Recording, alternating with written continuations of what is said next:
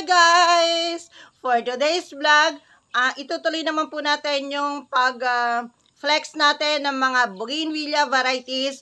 But this time, magle-less stock na po tayo para makarami po tayo ng varieties. Ayan. Tara po at ikot ulit tayo sa garden. Black Maria.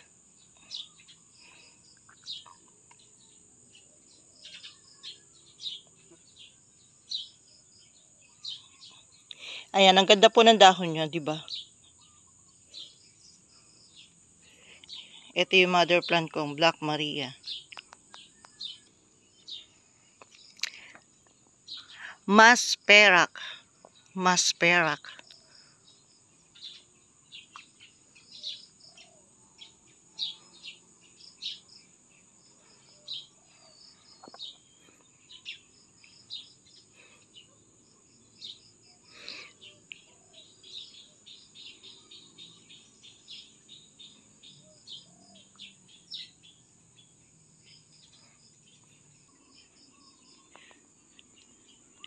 Tiger Orange.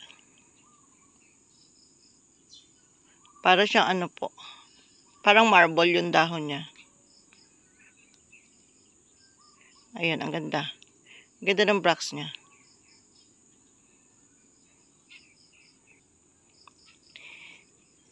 Dragon Flame.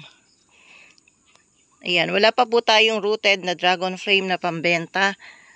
Kagagawa ko pa lang po ng mother plant na malaki para kuhanan natin ng sanga para pang propa. Katatanim pa lang po namin. So, pagka may nabuhay, saka pa lang po tayo magkakaroon ng rooted na Dragon Flame. Pero marami na po akong pinatanim. Ganyan po siya. Ang ganda niya. Dragon Flame.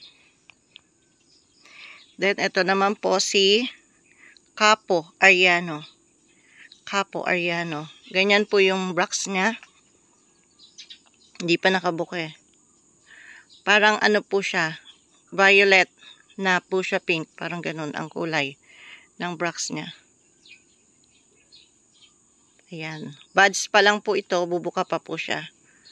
Capo Ariano.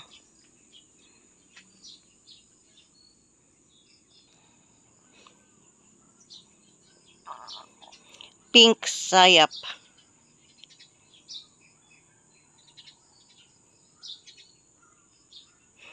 Pink Sayap.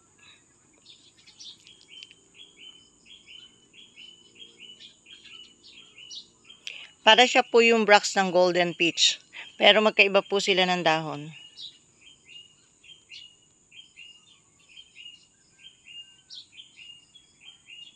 Pink Sayap.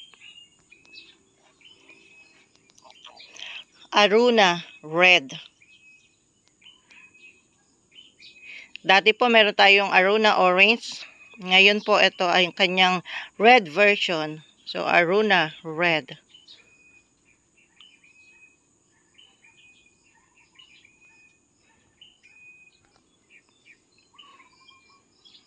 And then Powder Stripe. Powder Stripe. Buds pa lang din po kasi po nandito po tayo sa lugar ng aking mga mother plant. Ayan, ang ganda ng kanyang dahon, di ba? And then yung bracts niya, para siyang Roma. Ayan, hindi pa rin nakabuka.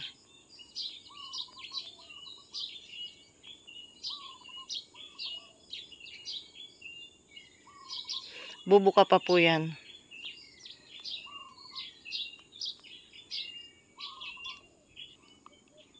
And then, Orange September. Orange September. Parang nagtututone din po yung bracts niya. Tingnan nyo. Hindi siya plain na orange. Hindi siya pure na orange. Then, ang dahon niya parang orange ni Red September. So, ito po yung orange version ng Red September. Orange September. Ayan.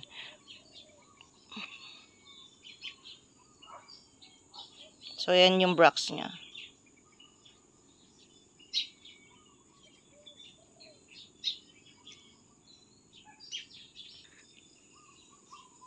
And then, ang ganda-ganda, di ba? Ang ganda-ganda ni Variegated Sweetheart. Variegated Sweetheart. Ang ganda po ng dahon niya.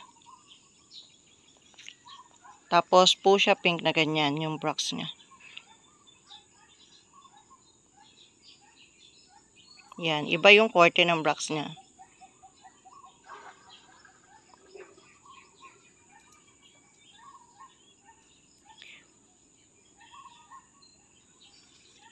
Variegated Sweetheart. Next po ay Pink Abby. Ayan, si Pink Abby. Parang yellowish din po yung dahon niya. Tapos, kulay light purple, light violet na malalaki ang bracts. Pink Abby.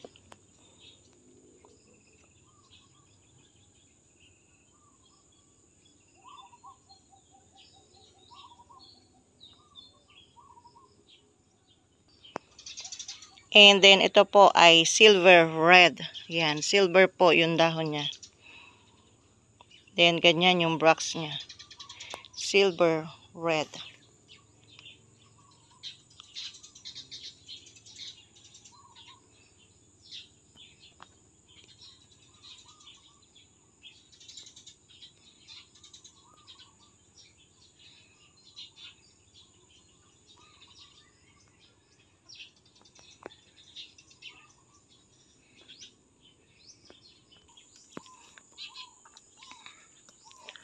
Golden Pedro. Ayan. Nauna pang i-flex. Mother plant ko pa lang po ito. Hindi pa ako nakakapag-propa. Si Golden Pedro daw po ay lumalabas yung kanyang pagiging gold na dahon kapag na-ititrim siya. So, dito makikita nyo po ay konti lang yung gold niya. So, ito lang yung gold niya. Kasi hindi ko pa siya pwedeng itrim dahil mother plant ko siya. Pinapahaba ko pa. Ayan yung yellow niyang dahon. And then may katabi siyang bulaklak. Ayan. Si Golden Pedro Bambino.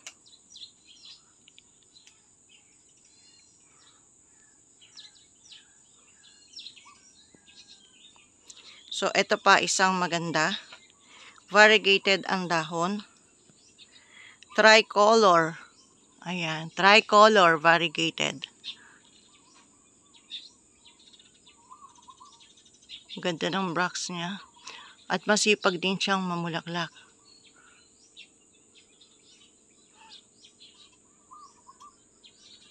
Tricolor variegated.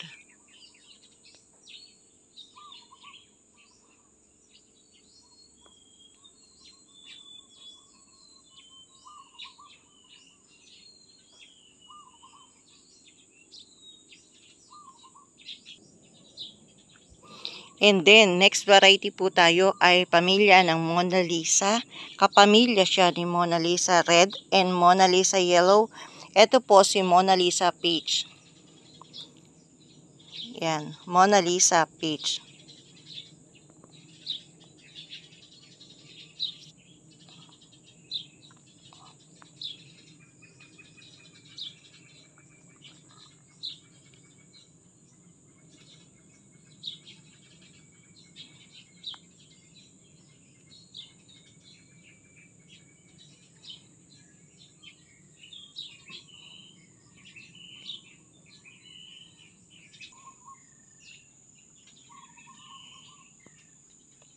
MJ or Moonlight Jewel.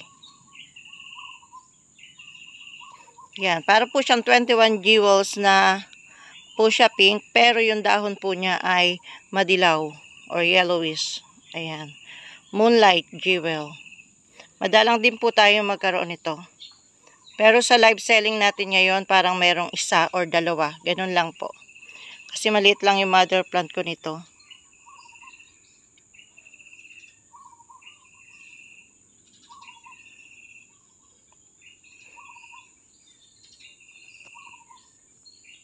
Moonlight Jewel or MJ.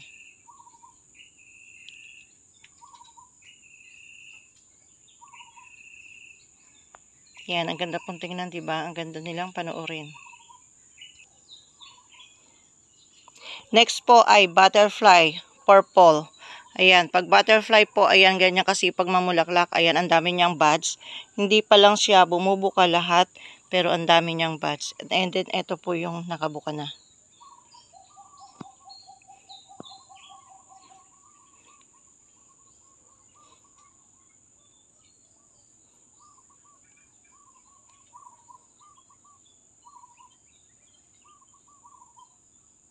Ayan.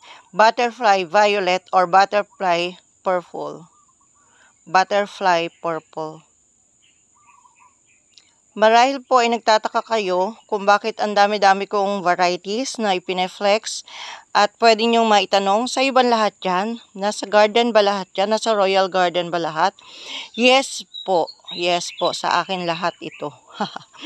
Kasi po before ako magpa-propa or magbenta, before ako mag-business ng Royal Garden or Bougainvillea Garden, naging collector po ako before pa pandemic. Gandang-ganda kasi ko sa bulaklak nila at gusto ko yung mga bulaklak.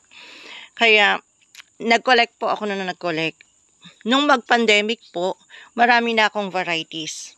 Kaya nung mawala ng pasok sa school, dahil nga pandemic, noon ko po naisipan na magsimula ng Bougainvillea Garden. Nag-start po ako mag-propa paunti-unti.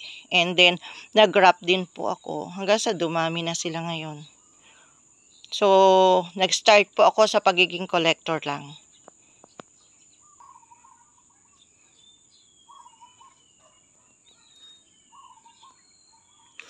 Tiger Salmon.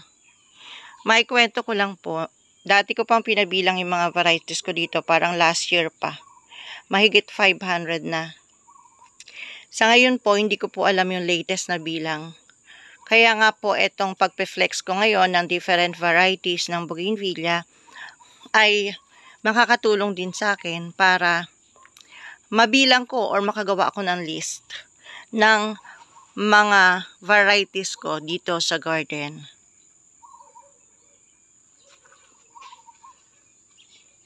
Kasi lahat po ng mga kasama ko dito, pati ako, ay busy sa iba't ibang trabaho araw-araw. Kaya wala na po kaming time na gumawa ng list. Ito naman po ay salmon purple. Masipag din siyang mamulaklak. Ayan ang kanyang bracts.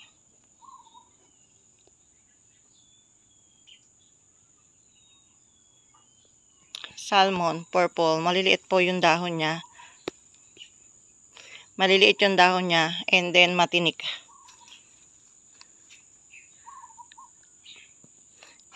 Ayan. Saan po ako bumibili ng mga varieties? Before pandemic nga po, sa malalaking garden po. Pumipili po ako ng malalaking garden. At doon po ako nagko-collect. Kukunin ko po lahat, bibiling ko po lahat yung mga available niyang varieties. Unti-unti. Unti-unti ko pong binibili. Yung mga varieties niya. And then pag wala na siyang mai-offer sa akin, hahanap naman akong ibang seller.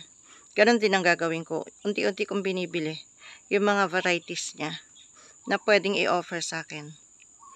That time po, nako my gosh, ang mahal-mahal ng mga rooted Bougainvillea. Nakabili ko ng 1.5, 1.2, isang rooted. Ngayon, 100 na lang. Dati nakakap lang ang rooted, 500, 600. Ngayon, 100 na lang. Kaya mas magaan na pong mag-collect ngayon. And then, ito po yung na-flex nating isang variety dati. Si Frozen Sakura. Yan, wala pa tayo na po propa nito. Palalakihin muna natin. Panggagrap muna natin. And then, pag naipanggrap na, doon tayo kukuha ng pang-propa. Frozen Sakura.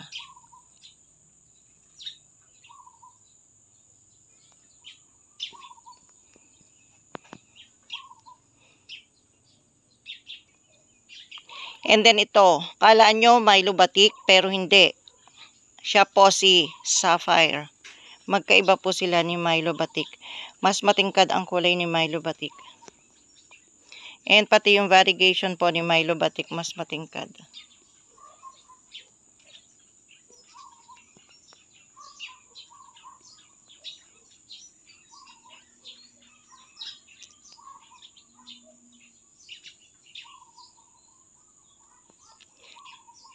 Siya po si Sapphire. Pero sa characteristics po, mas pareho lang sila pala ni Milo Batik.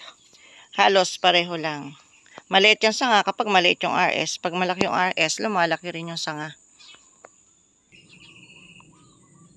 Ito pa po, isang maganda. Singaporean Splash. Ayan, kakaiba yung variegation ng dahon niya.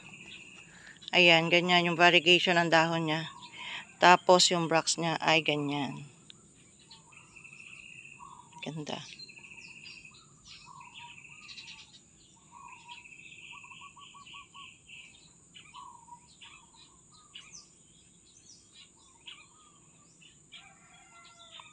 Singaporean Splash.